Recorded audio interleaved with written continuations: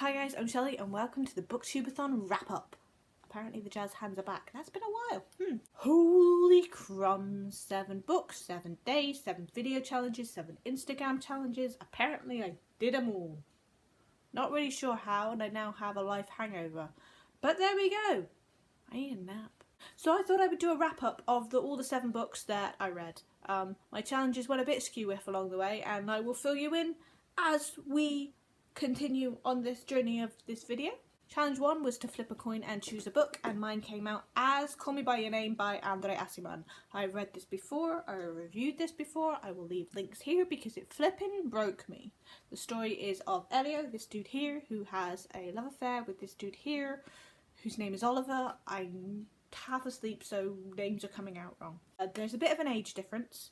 Elio is 17, Oliver is like early 20s, and so you have the kind of older guy thing. But at the same time, if you kind of look at it, if you jump like 10 years into the future, nobody would bulk at that age. It's literally because Elio is 17. But as the characters progress, you realise that actually Elio is more mature and emotionally mature than Oliver, because Oliver doesn't have a clue what he's doing. He's quite an idiot, really. The bravery of Elio for speaking first and saying, you know what, I quite like you, Oliver. I want your face on my face. It's adorable. I love it. Yeah, just go read it and watch the movie if you'd like to. Next was read a book with something you want to do in it, or something you want to experience in it. Beyond Magenta, Transgender Teens Speak Out, which was a bunch of essays or interviews with transgender kids in America. Yeah, not an easy read, as you could imagine, because America is not an easy place to be transgender. I don't think anywhere is an easy place to be transgender. It was a really interesting book for me on identity, there not being a gender, because also there was a lot of stories here about just being gender neutral or not choosing a gender and just wanting to be whatever you felt like on that day. It made me realise that I don't know anything, and that everything is fluid. Gender is fluid. It's a process, and every single person goes through their own process.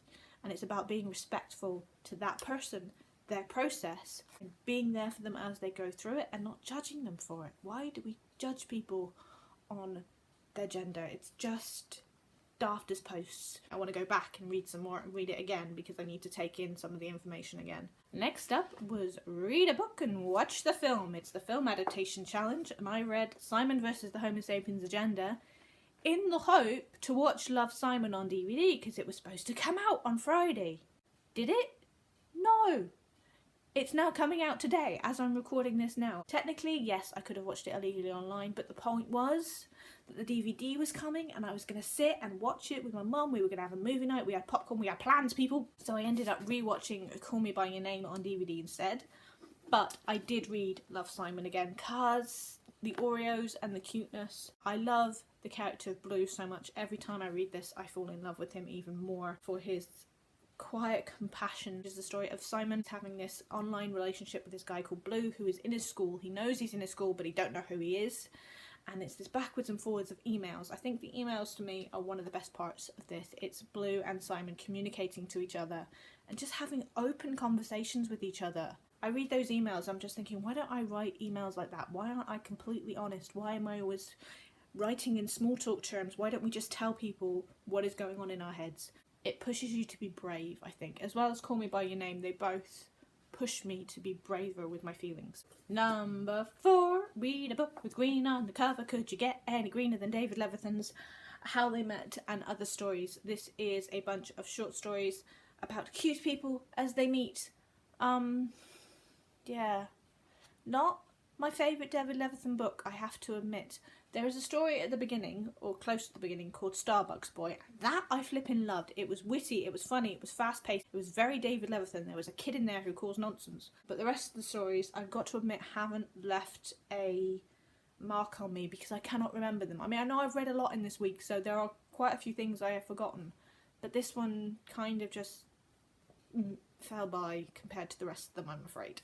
Next up was read a book with your hat on your head. The hat you guys chose was Elmo. Hi.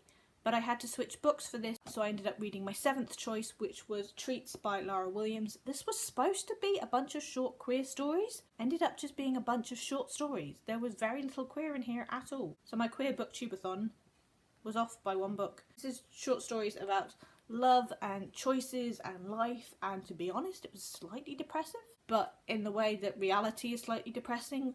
All the relationships, all the characters in these stories, I gotta take this off, it's so hot. It was a bit, reality sucks every single story, which is a bit much, one after the other after the other. I gotta admit, by the end of it, I was just like, I don't think I can take any more hits. How many more times can these people's lives go a bit hinky? Can we have one bit of hope in this? This book was very monotonous. Number 6, read a book with a beautiful spine. I read George by Alex Gino, or Alex Gino. It's the story of George, who was medically born a male, but thinks and feels, and every single part of her is a girl. She wants to play Charlotte in the school plays production of Charlotte's Web. Her best friend ended up getting the part, and it's the story how the two of them collude together for her to play Charlotte. Although it's difficult because you have this young child who is discovering that she is transgender and discovering all these things about her and doesn't really know how to talk to anybody about it. The relationship between her and her best friend, it's magic. It's the moment and the friendship that you want. Her friend is just like, okay, you're a girl, cool. Do you want to wear a dress? You can borrow mine if you want. She's a little takeoverish, but in the way that she loves George so much. I love this book. I love that they finally have a kid's book about transgender. Finally, the last challenge was to read 7 books, so I changed it up a bit. My little 7th book was the Magnus Bane story, The Course of True Love and First Dates by Cassandra Clare, which of course is from the Mortal Instruments and Infernal Devices world. The amount of tension between those two, the amount of just adorableness. They go on their first date and everything goes wrong, and yet it bonds them so much, and then it just gets hot, which is just quite amazing. There is a lot of hands everywhere. There's falling over on a staircase. There's just like, I want to snog both of them. Yeah, no, that put me in a bit of a mood. Anyway, all 7 books completed, kapoof, done.